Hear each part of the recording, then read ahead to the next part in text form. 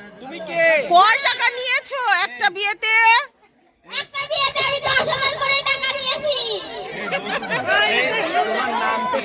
আমার নাম মোসাম্মদ ফাতেমা খাতুন। তুমি কি ঘটক? ঘটক কি? ঘটকটার নাম বলো। আমি আকবর আলী ঘটক।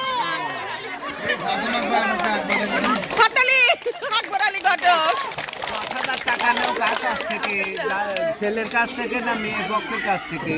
কার কাছে? মেয়েকে বিয়ে দিলে মেয়ের কাছ থেকে, ছেলেকে বিয়ে দিলে ছেলের কাছ থেকে। বাবা ছেলেওয়ালাও টাকা দেয়। খুব ভালো কথা বলেছে, ডিজিটাল ঘটক। শেষ আমি কিছু বলতে চাই। বলো। কথা বলি?